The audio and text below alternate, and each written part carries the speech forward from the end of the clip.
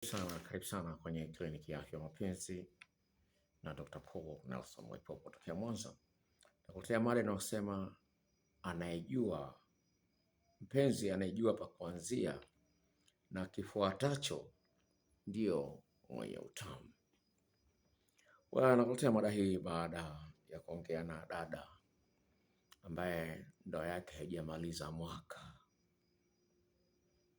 Ndoa haijamaliza mwaka, huyu dada ananipigia simu, anaambia amekuta meseji kwenye simu ya mume wake, hata mtoto hawajapata ndani ya huo mwaka. Kuta meseji, mwanaume anamtongoza mwanamke, mwanamke anamwambia bwana, kesho haitawezekana, niko hedhi. Niko hedhi kesho, haitawezekana, tupange siku nyingine. Hebu fikiria mwanaume ungekutana na meseji kama hiyo kwenye simu ya mke wako, anamwambia mwanaume mwingine niko hedhi, ungechukulia nini? Hebu mwanamke ungekuta meseji kama hizo kwenye simu ya mume wako, na chati na mwanamke yule anamjibu kwamba niko hedhi, ya nini? Lakini baya zaidi, dada alikuwa anafanya mapenzi na mume wake, alafu mume wake akatoa simu yake akamwonyesha picha za ngono watu wanafanya mapenzi, anamuelekeza bwana wenzio anafanyaga hivi. Sasa dada ananipigia simu, sijui amekorofishana nini, lakini nimeongea naye juzi. Leo kanipigia simu tena, anambia daktari, nimemwambia mume wangu nimeshatoka hedhi, tufanye mchezo wa ngoma ya kubwa tena ni asubuhi. Mwanaume akasema bwana bwana, mimi sina muda bwana, niache niende kazini. Kati muda ulipowepo, lakini amekazania tu atakaondoka. Haya, mwanaume kawahi kuondoka.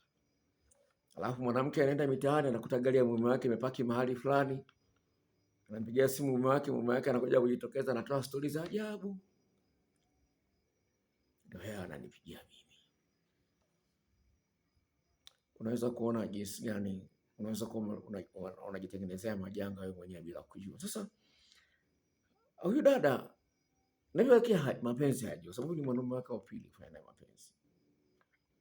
Na unapoingia kwenye kazi una experience. Hata siku hizi ukitaka kazi unaambiwa una experience ya miaka 2, 3 au 4. Uwe na experience. Huwezi ukaajiliwa bila kusoma. Lazima umesomea nini? Umesomea graphics. Umesomea udaktari, unatoa vyeti, unapewa kazi ya udaktari. Sasa watu wengi wanaingia kwenye ndoa bila kusomea jinsi ya kufanya mapenzi. Alafu wanaingia kwenye ndoa, yanatokea madudu. Wanaenda kwa padre, mume wangu ananisaliti, mke wangu siku hizi ananisaliti sana na bosi wake. Tuangalie mzizi wa tatizo uko wapi. Sasa naposema mpenzi anajua pa kuanzia, katika mahusiano haya ya kimapenzi ni muhimu sana ufahamu unaanzia wapi, unaishia wapi. Kawaida mpira wa miguu, mpira unaanzia katikati. Lakini utamu unakuwa mzuri sana mchezaji anatoa mpira kwenye goli la upande huu wa mashariki, anapeleka magharibi, anapiga chenga, alafu anafunga hadi kutokea huku golini mpaka kwenye goli la adui, anapiga chenga mpaka kafika kule kafunga. Inaita starehe kweli. Kwa hiyo kadri unavyoanzia mbali, alafu mpaka kufikisha mtu kileleni, utamu wake unakuwa mkubwa sana. Ni mkubwa kupita kiasi. Sasa na dada mmoja alikuwa anafanya mapenzi na mwanaume fulani. Sasa mwanamke kumbe ni mke wa mtu. Sasa alikuwa anafanya mapenzi na huyo jamaa. Sasa mwanamke anasema kwa mume wangu sijawahi kufika kilele, nataka leo nifikishe. Jamaa kapambana. Mwanamke anatoka pale, anambia kweli leo nimesikia kweli kwamba leo nimefanya mapenzi, najisikia wepesi. Sasa maneno kama hayo yanazungumza ni true story. Kwa hiyo kuna vitu ambavyo vinakosekana, kwa sababu huwezi kutambua huyu mwenzio ana historia gani huko nyuma. Kuna vitu vingi vya kuweka sawa ili huyu mtu kweli anapokuwa amefika kilele, afika kilele katika hali ambayo ni thabiti. Hata yeye mwenyewe moyoni mwake moyo umesuzika kwamba kweli amefika kileleni. Kwa hiyo kuna kufika kileleni, kuna grade zake, kuna viwango vyake kufika kileleni. Sasa wakati unavyoanzia mbali ukaanza kugain momentum, yani kama vile gari linapoanza linaanza polepole, lakini lile mwendo unaongezeka hadi siku unapoenda. Kwa hiyo ukijua pa kuanzia, hata kwenye gari kuna gia namba 1, gia namba 2, gia namba 3, namba 4, kuna gia, yaani kuna kupanda ngazi. Sasa asilimia kubwa ya wanawake na wanaume hilo hawalitambui na hawalithamini. Tukuta mwanamke tu amekimbilia tu ameshavulia nguo mwanaume tayari ameshaanza kunyonya dudu la mwanaume. Yaani alichoka wanawake wanajua kama ni kumnyonya mwanaume basi nimempa kitu kikubwa sana. Mwanamke na mwanaume naye akishanyonya ucho mwanamke au kinyonya matiti tu kidogo, dakika 5 zijaisha tayari amemwingilia. Sasa hii ni kero. Mtu hawezi akatengeneza kumbukumbu zenye uzito wa ufanyaji wenu mapenzi kwa staili kama hiyo. Lazima mwanzie mbali na ujue hatua za kwenda, si unakimbilia tu kwenye uchi. Inaboa. Kwa uhusiano wa mwaka mmoja, miaka 2, 3, 4, 5, lazima mwenzio ataboreka na wewe, mwanake anajua huna jipya. Katika video ambayo nimekuwa naziandaa kwa ajili ya channel yangu ya Kiingereza za kuuzia watu ambao wanafahamu Kiingereza ulimwengu mzima, kwa sababu nitakuwa nauza kwa ajili ya ulimwengu mzima. Nauta video ya maandalizi tu moja inachukua dakika 12. 12. Yaani fupi ni dakika 6. Haya ni maandalizi tu, hakuna kuingiliana. Sasa kwa mfano nimetengeneza video mpya ya mwanamke kufinya uchi wa mwanaume ili kumtengenezea mwanaume msuguano mkubwa. Hiyo ya kufinya tu uume wa mwanaume anapokuwa amekuingilia, jinsi ya kubana vizuri. Manake mwanamke ukiwa unatanuka. Sasa kasi ya wanaume kutaka kutembea na wake zao kinyume na maumbile imekuwa kubwa sana, inatisha. Sasa kwa sababu sehemu ile ya kinyume na maumbile haitanuki sana kama uke, mwanamke anapojua jinsi ya kufinya uume anamtengenezea mwanaume msuguano mwingi na anapata utamu mkubwa mwanaume. Sasa video hiyo ambayo nimetengeneza kwa mfano ni yenyewe ina dakika 12, inakupa kona zote kwenye mikao mingine unafanyaje ili kumtengenezea mwanaume msuguano. Kwa hiyo kuna mambo mengi sana. Sasa ndio kwenye mada. Anaijua pa kuanzia. Anaanzaje? La kwanza, onyesha kwamba unafurahia kuwa na huyu mtu kitandani. Hilo la kwanza, la muhimu sana. Na vile vile kuwepo na eye contact, yani kuangaliana kwenye macho. Hicho ni kitu cha msingi sana. Sasa ukishindwa kuonyesha interest kwamba unafurahia kile kitu, mwenzio anashindwa kuelewa unajilazimisha au vipi. Kwa hiyo unamuondoa kwenye mudi, unamuondoa kwenye hisia, unakata network yake. Hilo ni la kwanza. La pili, watu wengi wanajua denda tu, wananyonyana ulimi, wananyonyana midomo, wanaona kwamba hilo ndio la kwanza kabisa. Hapana, kuna kukisi. Unaweza ukamkisi mwanaume, ukamkisi mwanamke mwili mzima, huku unalamba, unachanganya, unakisi na kulamba, unakisi na kulamba. Kwenye video ambazo nimezitengeneza utamuona mwanamke anafanya vitu kama hivyo, utamuona mwanaume anafanya vitu kama hivyo. Sasa unapokimbilia tu kwenye nyonya kidogo tu alafu mnaanza kuingiliana, mtatumia dakika 15 mmemaliza. Hiyo haitoshi kuondoa hamu ya tendo la ndoa kwa mwanamke hata kwa mwanaume. Kwa bahati mbaya sasa, wanawake ndio wanateseka. Tafiti za kisayansi zinaonyesha kwamba 67% ya wanawake wanadanganya kwamba wamefika kileleni kumbe hawajafika. Sasa wanawake hawajui kwamba wanafanya kosa kubwa kwa afya zao wao wenyewe. Kwa sababu gani? Unapodanganya kwamba umefika kileleni wakati hujafika, kuna kichocheo kimoja kinaitwa neuropeptide. Sawa? Kile kinakuwa kimesogea, hakifikishwa mwisho, kinakuja kusababisha maumivu ya mgongo, au kichwa au kiuno, au unajikuta mara nyingi unakuwa tu umechoka choka tu, lakini hujui ni kwa nini umechoka. Unakuta tu umechoka choka tu, sababu ya wewe hujafanya kazi zote nzito, lakini umechoka choka. Inawaathiri sana wanawake ambao hawafiki kileleni. Ndio maana wanawake wengine wameamua kuwa wasagaji. Kuna dada wanajiuza sasa hivi, wachagaji wanajiuza, wanaweka kwenye Instagram, wanajiweka kwenye Facebook, wanajiuza kutaka usagaji hivi. Kwenda kinyume na maumbile, gharama zake wanakuwa wamepangisha pale na bio wameweka. Na sasa hivi mbaya zaidi, mabinti wanaofanya kazi saluni za wanaume na wenyewe wanajiuza kijanja. Mabinti wanaofanya kazi saluni wanajiuza kijanja. Kuna masaji kule, kuna masaji rooms. Mume wako ataponaje? Anataka kushare, anaenda kule akifika na anaambiwa anataka masaji, anamfanyia masaji huko. Wanabadilishana namba hapo. Mimi nimetongoza, mimi nilikuwa kunyoa wiki iliyopita, nimeenda kunyoa. Nimetongoza na binti mzuri. Mupe. Nimetongoza. Naambia mimi masaji sitaki. Sasa masaji sitaki. Wewe nifanyie tu scrub. Inatosha. Anaambia vina utamu. Nikamwambia navijua, nikamtolea simu yangu mwenyewe. Unaona mimi ndo mwalimu haya mambo. Nikamtolea simu yangu, unaona mimi ndo mwalimu haya mambo. Haya bwana. Kwa hiyo haya mambo yapo. Kwa hiyo cha msingi ni kwamba tusiishie kusema kwamba wanaume siku hizi hawezi wakatulia na mwanamke mmoja.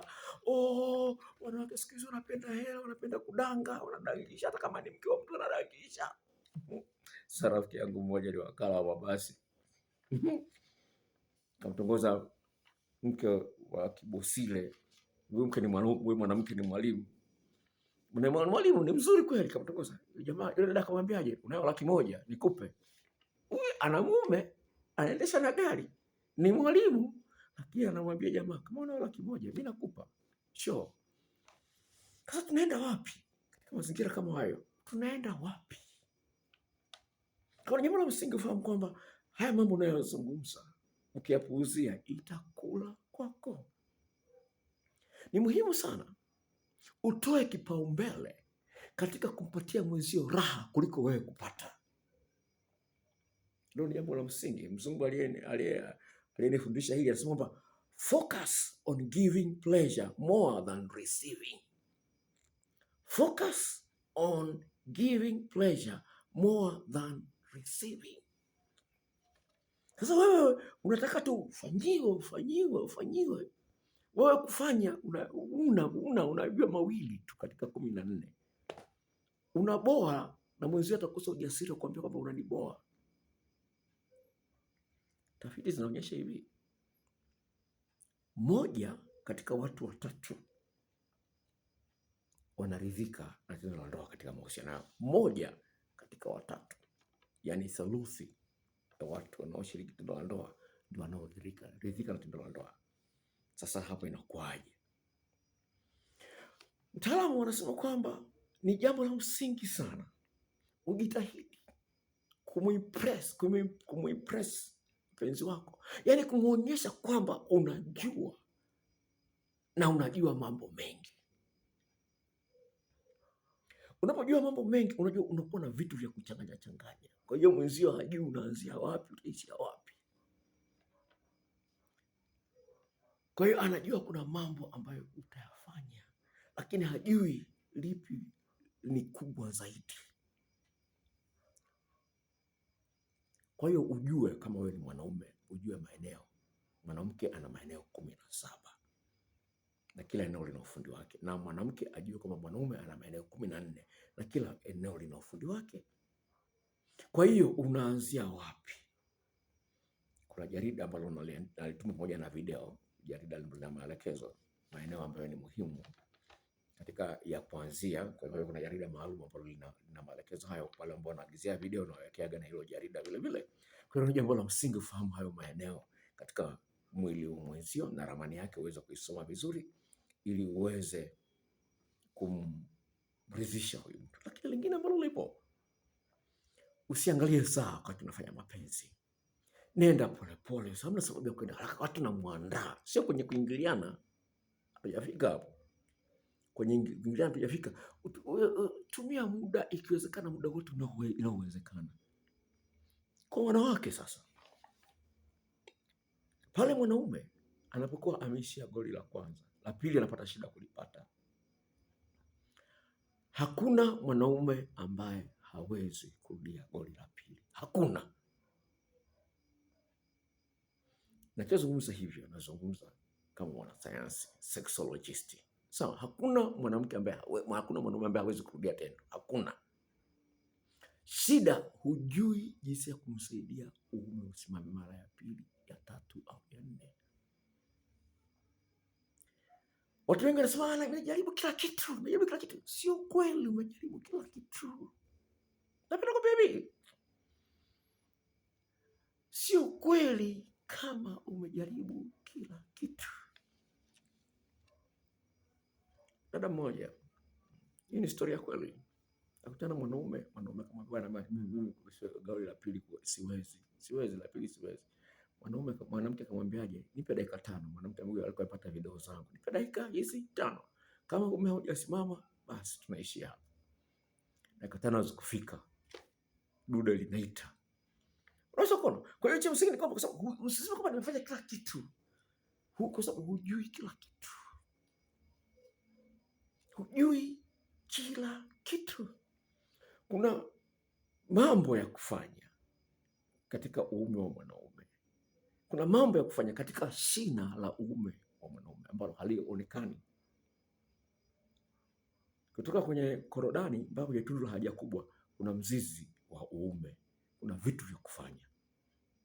Jinsi gani unachezea korodani huku umeshika uume. Yaani ni hivi. Umeshika korodani, umeshika mkono wa kulia hivi, umeshika hivi na uume umeshika ule hivi sasa. Na vitu gani, mikono yote miwili inataka ifanye kazi. Yote hii miwili ifanye kazi ili kuamsha uume usimame mara ya pili. Sasa hujui inakwendaje. Kuna mahesabu yake. Sasa unaposema kwamba nimefanya kila kitu, napenda baby, sio kweli. Usidanganye. Lingine, maneno ya kutumia wakati wa tendo la ndoa. Usifanye mapenzi kama mabubu. Kuna maneno ya kutumia wakati wa tendo la ndoa. Na hiyo video inakuja nyingine. Inakuja video ya maneno ya kutumia wakati wa tendo la ndoa. Hiyo ni video inayokuja. Kwa hiyo kama unaangalia video iko mara ya kwanza, jisajili. Kwa sababu kuna video maalum nitakwambia maneno ya kuzungumza mnapokuwa kitandani na mwenzio. Hiyo ni video ambayo inakuja. Sawa? Hilo ni jambo la msingi sana. Lingine ambalo lipo. Hilo wanalifanya sana wasagaji. Wanalifanya sana wasagaji. Kupeana zamu, kumwandaa mwenzio. Unamwandaa, yani kabla ya kuingiliana. Unamwandaa huyu kwa dakika 3, kwa dakika 7, 10 na yeye anakuandaa kidogo. Mnapeana zamu. Unamwandaa hivi, unamwandaa hivi. Tayari vile vichocheo vinaanza kupanda, ule moto wa kusababisha vichocheo vingi vya kuleta utamu vitoke, unapanda, joto linapanda. Joto likipanda katika mwili, katika vile vichocheo vinapanda. Kwa hiyo mnatengenezana mazingira ya kufika kileleni. Dada mmoja kanipigia simu ananiambia, "Dokta, nataka mimi na mke wangu na mume wangu tufike kileleni kwa pamoja." Nasema tutafika pamoja. Nikamwambia hivi, lazima ujue jinsi ya kupandisha joto la hisia. Kiasi kwamba zikishafikia saa pale mkiingiliana inakuwa tayari. Kwa hiyo lazima nikamwambia ushauri unalipa shilingi 5,000. Akaishia mitini. Afikiri shule bure, shule unalipa. Haya ni mambo ambayo unafanya ili kuweza kutibua moto ambao hata mnapokuwa mnaingiliana mambo yanafanya. Kwa hiyo lazima uangalie mambo haya. Kwa hiyo ukishafanya mambo haya yote kwa kina, hata unapokuwa mnaingiliana inakuwa ni rahisi sana kufika kileleni. Na unapoingiliana sasa kuna mikao. Kwa hiyo mwanamke anaweza kupendekeza mkao au mwanaume anaweza kupendekeza mikao. Na wanawake wengi wanasubiri wao ndio kugeuzwa. Hawajui jinsi ya kupendekeza mkao. Katika video ambazo nataweza kwa ajili ya channel yangu mpya ya Kiingereza, kuna mkao ambao unaitwa Amazon. Kwenye hii video, huyu mwanamke ndio yuko control kwenye mkao wa Amazon. Ni mkao kabambe kweli. Sijatengenezea video yake ya Kiswahili, lakini kwenye video ya Kiingereza. Mkao wa Amazon. Yaani mkao mkali kweli, yani. Sasa hata mimi mwenyewe nilikuwa sijui, kwa sababu ni sexologist. Kwa sijui mkao. No, ni vitu ambavyo nachosema kama usiseme kama unajua ni kweli. Mimi mwenyewe mkao wa Amazon nilikuwa sijui, lakini ni mtamu kweli. Kwa hiyo ni jambo la msingi ufahamu kwamba lazima uweze kuwa na mambo mengi ya kumshibisha mwenzio mapenzi yote anayohitaji. Akolee kiasi ambacho hivi naenda nje nafuata dini. Inawezekana. Kama unaangalia video hii kwa mara ya kwanza, tafadhali subscribe ili nitakapoweka video nyingine upate taarifa mapema sana. Nikutakie maisha mema katika mahusiano yako ya kimapenzi na Christmas njema. Bye bye.